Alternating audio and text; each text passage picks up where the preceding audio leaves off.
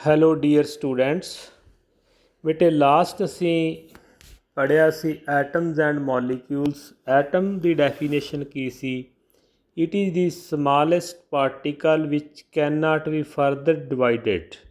ਇਹ ਉਹ ਛੋਟੇ ਤੋਂ ਛੋਟਾ ਪਾਰਟੀਕਲ ਹੈ ਜਿਸ ਨੂੰ ਅੱਗੇ ਡਿਵਾਈਡ ਨਹੀਂ ਕੀਤਾ ਜਾ ਸਕਦਾ। ਅਤੇ ਦੋ ਅਸੀਂ ਲਾ ਪੜ੍ਹੇ ਸੀ।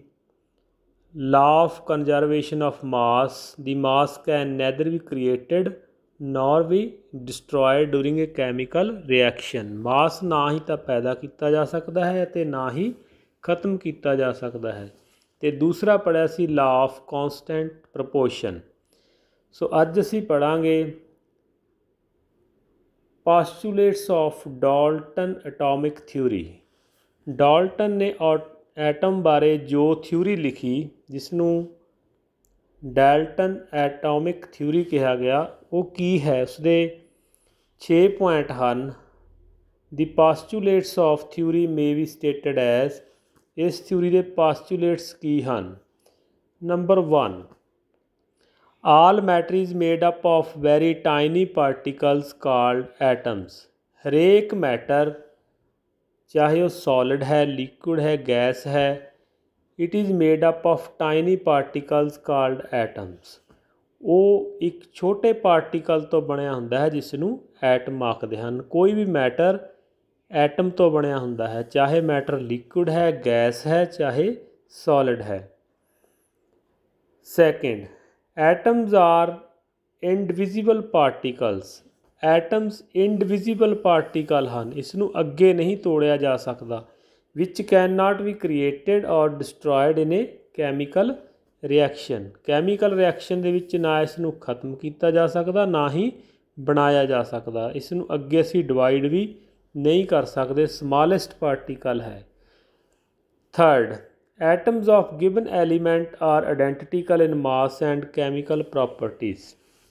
ਕਿਸੇ ਐਲੀਮੈਂਟ ਦੇ ਐਟਮਸ ਸੇਮ ਹੋਣਗੇ। ਜਿਸ ਤਰ੍ਹਾਂ ਆਕਸੀਜਨ ਹੈ, ਆਕਸੀਜਨ ਦਾ ਐਟਮਸ ਜਿੱਥੋਂ ਅਸੀਂ ਮਰਜ਼ੀ ਲੈ ਲਈਏ, ਇਹ ਕਹਿ ਲਓ ਇੰਡੀਆ ਲੈ ਲਈਏ, USA ਲੈ ਲਈਏ, ਜੋ ਐਲੀਮੈਂਟ ਦਾ ਐਟਮ ਹੋਏਗਾ ਉਸ ਦੇ ਪ੍ਰੋਪਰਟੀਜ਼ ਅਤੇ ਮਾਸ ਸੇਮ ਹੋਏਗਾ।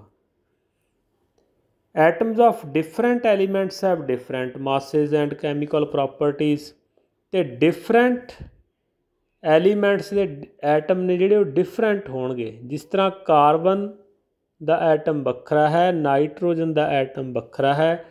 ਕਾਰਬਨ ਦੀਆਂ ਪ੍ਰੋਪਰਟੀਜ਼ ਕੈਮੀਕਲ ਵੱਖਰੀਆਂ ਹੋਣਗੀਆਂ ਅਤੇ ਨਾਈਟ੍ਰੋਜਨ ਦੀਆਂ ਪ੍ਰੋਪਰਟੀਜ਼ ਵੱਖਰੀਆਂ ਹੋਣਗੀਆਂ, ਆਕਸੀਜਨ ਦੀਆਂ ਵੱਖਰੀਆਂ ਹੋਣਗੀਆਂ। Fifth, atoms combine in the ratio of small whole number to form a compound.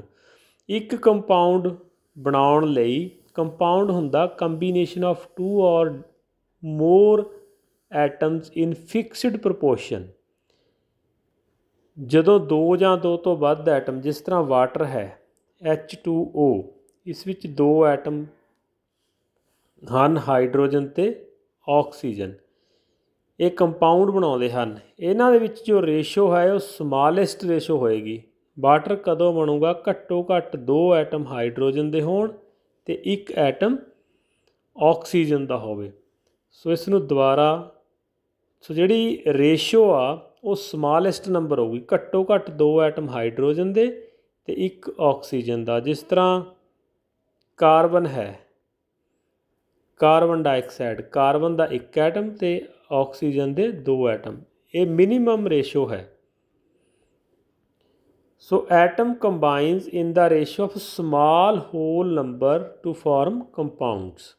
Last, the relative numbers and kinds of atoms are constant in a given compound। ਕਿਸੇ ਵੀ compound ਦੇ ਵਿੱਚ atom ਦੀ ਗਿਣਤੀ ਅਤੇ ਕਿਸਮ fix ਹੋਵੇਗੀ, ਕੌਂਸਟੈਂਟ ਹੋਵੇਗੀ। ਜਿਸ ਤਰ੍ਹਾਂ ਵਾਟਰ ਦੇ ਵਿੱਚ ਹਾਈਡਰੋਜਨ ਦੇ 2 ਐਟਮ ਹੋਣਗੇ ਅਤੇ ਆਕਸੀਜਨ ਦਾ 1 ਹੋਏਗਾ। ਜੇ 1 ਆਕਸੀਜਨ ਵੱਧ ਜਾਂਦੀ ਆ ਤਾਂ ਕੰਪਾਊਂਡ ਦੀ ਨੇਮ ਹੀ ਚੇਂਜ ਹੋ ਜਾਣਾ, ਫਿਰ ਉਹਨੇ ਬਣ ਜਾਣਾ ਹਾਈਡਰੋਜਨ ਪੈਰਾਕਸਾਈਡ। ਇਸ ਲਈ ਕੌਂਸਟੈਂਟ ਅਤੇ ਨੰਬਰ ਆਫ ਐਟਮਸ ਨੇ ਜਿਹੜੇ ਉਹ ਫਿਕਸ ਹੋਣਗੇ। ਨੈਕਸਟ ਹੈ ਬੇਟੇ What are the modern day symbols of atoms in different elements? ਹਰੇਕ ਐਟਮ ਦੇ ਡਿਫਰੈਂਟ ਸਿੰਬਲਸ ਹਨ। Dalton was the first scientist to use symbols for element of in a tiny specific sense. When he used a symbol of an element, he also meant a definite quantity of the element. ਸਭ ਤੋਂ ਪਹਿਲਾਂ Dalton ਨੇ symbol ਨੇ ਜਿਹੜੇ ਉਹ find out ਕੀਤੇ atoms ਦੇ। ਜਿਸ ਤਰ੍ਹਾਂ ਇੱਥੇ ਕੁਝ ਸਿੰਬਲਸ ਦਿੱਤੇ ਹੋਏ ਹਨ। ਐਲੂਮੀਨੀਅਮ ਦਾ ਸਿੰਬਲ AL, ਆਰਗਨ ਦਾ AR, ਵੇਰੀਅਮ ਦਾ BA, ਬੋਰੋਨ ਦਾ B। ਇਸ ਦੇ ਵਿੱਚ ਦੋ ਮੇਨ ਗੱਲਾਂ ਯਾਦ ਰੱਖਣੀਆਂ ਹਨ। ਇੱਕ ਤਾਂ ਜਿਸ ਤਰ੍ਹਾਂ ਇਹ ਬੋਰੋਨ ਹੈ, ਬੋਰੋਨ ਦਾ ਫਸਟ ਲੈਟਰ ਲਿਆ V, ਬੋਰੋਨ ਦਾ ਫਸਟ ਲੈਟਰ ਲਿਆ ਹੈ B, ਅਤੇ ਐਲੂਮੀਨੀਅਮ ਦੇ ਦੋ ਲੈਟਰ ਲਏ ਹਨ AL। ਜਦੋਂ ਫਸਟ ਲੈਟਰ ਲਿਖਣਾ ਹੈ ਉਸਨੂੰ ਕੈਪੀਟਲ ਲਿਖਣਾ ਹੈ ਅਤੇ ਦੂਸਰਾ ਸਮਾਲ AL ਕੈਪੀਟਲ ਨਹੀਂ ਪਾਉਣਾ। ਪਹਿਲਾ ਜਿਹੜਾ ਅਲਫਾਬੈਟ ਹੈ ਉਹ ਵੱਡਾ ਪਾਉਣਾ ਹੈ ਅਤੇ ਸੈਕਿੰਡ ਛੋਟਾ ਪਾਉਣਾ ਹੈ। ਜਿਸ ਤਰ੍ਹਾਂ ਕਾਪਰ CU, ਇਹ ਕਿਊਪਰਸ ਤੋਂ ਬਣਿਆ ਹੈ, ਇਸ ਦੇ ਵਿੱਚ U ਨਹੀਂ ਹੈ। ਕਿਊਪਰਸ, ਕਾਪਰ ਦਾ ਕਿਊਪਰਸ ਵੀ ਕਿਹਾ ਜਾਂਦਾ, ਉਸ ਤੋਂ CU, C ਵੱਡਾ ਅਤੇ U ਛੋਟਾ। ਜਿੱਥੇ ਅਸੀਂ ਸਿੰਗਲ ਸਿੰਬਲ ਪਾਉਣਾ ਹੈ ਨਾਈਟ੍ਰੋਜਨ ਦਾ N ਵੱਡਾ, O ਵੱਡੀ, ਪੋਟਾਸ਼ੀਅਮ K ਵੱਡਾ। ਸਿਲੀਕਾਨ ਦੇ ਦੋ ਡਿਜਿਟ ਹਨ SI, S ਕੈਪੀਟਲ ਲਿਖਣਾ ਹੈ ਅਤੇ I ਸਮਾਲ ਲਿਖਣਾ ਹੈ। ਸੋ ਇਹ ਸਿੰਬਲ ਨੇ ਜਿਹੜੇ ਤੁਸੀਂ ਯਾਦ ਕਰ ਲੈਣੇ ਹਨ। ਇਹ ਤੁਹਾਨੂੰ 10th ਦੇ ਵਿੱਚ ਵੀ ਤੁਸੀਂ ਸਟੱਡੀ ਕਰਨੇ ਨੇ, ਇਸ ਲਈ ਇਹ ਸਾਰੇ ਯਾਦ ਕਰ ਲਏ ਹਨ। ਸੋਡੀਅਮ, ਹੁਣ ਸੋਡੀਅਮ ਦਾ ਜੋ ਫਾਰਮੂਲਾ ਹੈ ਥੋੜ੍ਹਾ ਡਿਸਕਸ ਕਰ ਲਈਏ। Na ਹੈ, Na, ਕਿਉਂਕਿ ਲੇਟਨ ਨੇਮ ਆ ਜਿਹੜਾ ਸੋਡੀਅਮ ਦਾ ਉਹ ਹੈ ਨੈਟਰੀਅਮ। ਨੈਟਰੀਅਮ, ਵੈਸੇ ਅਸੀਂ ਸੋਡੀਅਮ ਕਿਸ ਤਰ੍ਹਾਂ ਲਿਖਦੇ ਹਾਂ SODIUM, ਪਰ ਇਸ ਵਿੱਚ Na ਨਹੀਂ ਹੈ। ਇਹ ਹੋਰ ਲੈਂਗੁਏਜ ਤੋਂ ਵਰਡ ਲਿਆ ਹੋਇਆ ਹੈ ਨੈਟਰੀਅਮ। ਸੋਡੀਅਮ ਨੂੰ ਨੈਟਰੀਅਮ ਵੀ ਕਿਹਾ ਜਾਂਦਾ, ਉੱਥੋਂ Na ਲਿਆ ਹੈ, N ਕੈਪੀਟਲ ਅਤੇ A small. Similarly iron, iron the symbol I ਨਹੀਂ ਹੈ, Fe ਹੈ। ਇਹ ਫੀਰਮ ਤੋਂ ਬਣਿਆ ਹੈ, FERRUM, ਫੀਰਮ। ਸੋ ਇਹ ਸਿੰਬਲ ਤੁਸੀਂ ਬੇਟੇ ਯਾਦ ਕਰ ਲੈਣੇ ਹਨ, ਬੜੇ ਈਜ਼ੀ ਹਨ। ਜਦੋਂ ਅਸੀਂ ਪ੍ਰੈਕਟਿਸ ਕਰਦੇ ਹਾਂ ਤਾਂ ਯਾਦ ਹੋ ਜਾਂਦੇ ਹਨ। ਸੋ ਨੈਕਸਟ ਟੋਪਿਕ ਹੈ ਐਟੋਮਿਕ ਮਾਸ। ਐਟੋਮਿਕ ਮਾਸ ਦੀ ਜਿਹੜੀ ਸਭ ਤੋਂ ਸੌਖੀ ਡੈਫੀਨੇਸ਼ਨ ਹੈ, mass of atom is called atomic mass. Mass ਦੇ ਵਿੱਚ 3 ਸਬ ਪਾਰਟੀਕਲ ਹੁੰਦੇ ਹਨ, ਉਹ ਅੱਗੇ ਅਸੀਂ ਪੜ੍ਹਾਂਗੇ, ਇਲੈਕਟ੍ਰੋਨ, ਪ੍ਰੋਟੋਨ, ਨਿਊਟਰੋਨ। ਅਤੇ ਸਾਰੇ ਐਟਮ ਦਾ ਜਿਹੜਾ ਮਾਸ ਹੈ ਉਸਨੂੰ ਐਟੋਮਿਕ ਮਾਸ ਕਿਹਾ ਜਾਂਦਾ ਹੈ। ਅਤੇ ਇਸ ਦੇ ਯੂਨਿਟ ਕੀ ਹਨ, ਇਸ ਨੂੰ ਕਿਸ ਨਾਲ ਅਸੀਂ ਮੀਜ਼ਰ ਕਰਦੇ ਹਾਂ, ਇਸ ਦੇ ਯੂਨਿਟ ਕੀ ਹਨ?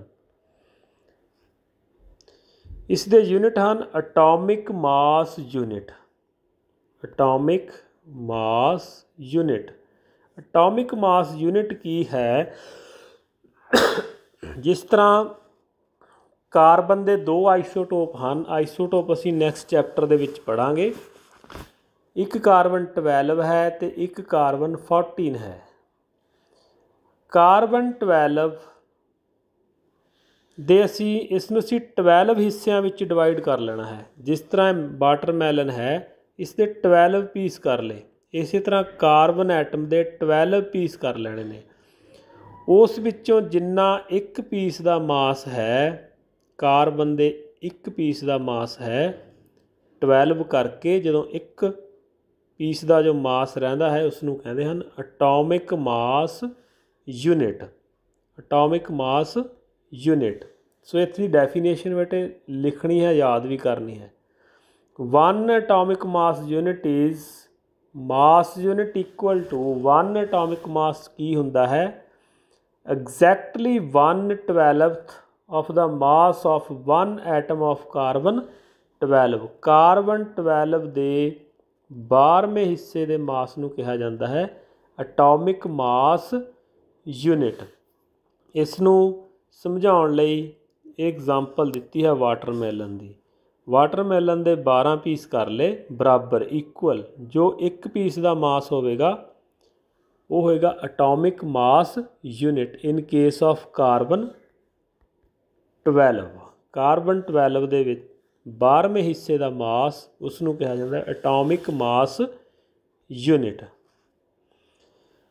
सो इत्थे कुछ एटॉमिक मास दिते हुए हैं, तुसीं पढ़ लैने हैं। हाइड्रोजन का एटॉमिक मास 1 हुंदा है, कार्बन का 12, नाइट्रोजन का 14, ऑक्सीजन का 16, सोडियम का 23, मैग्नीशियम का 24, सल्फर का 32, क्लोरीन का 35.5, कैल्शियम का 40।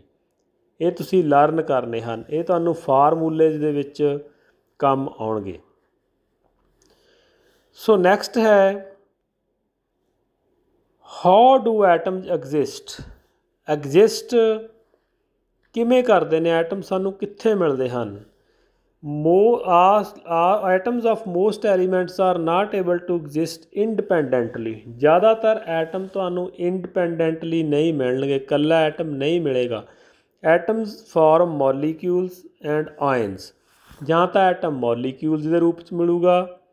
हुण मॉलीक्यूल की है, ध्यान ना समझना, एटम कल्ला नहीं मिलेगा, ये मॉलीक्यूल्स के रूप में मिलेगा। मॉलीक्यूल्स की है, मॉलीक्यूल की है in general A group of 2 or more atoms that are chemically bonded together, that is tightly held together by attractive forces। दो ਜਾਂ दो तो ਵੱਧ ਐਟਮਾਂ ਦਾ ਗਰੁੱਪ ਜਿਹੜਾ ਕੈਮੀਕਲੀ ਇੱਕ ਦੂਸਰੇ ਨਾਲ ਜੁੜਿਆ ਹੋਇਆ ਉਸ ਨੂੰ ਕਹਿੰਦੇ ਆ ਮੋਲੀਕਿਊਲ।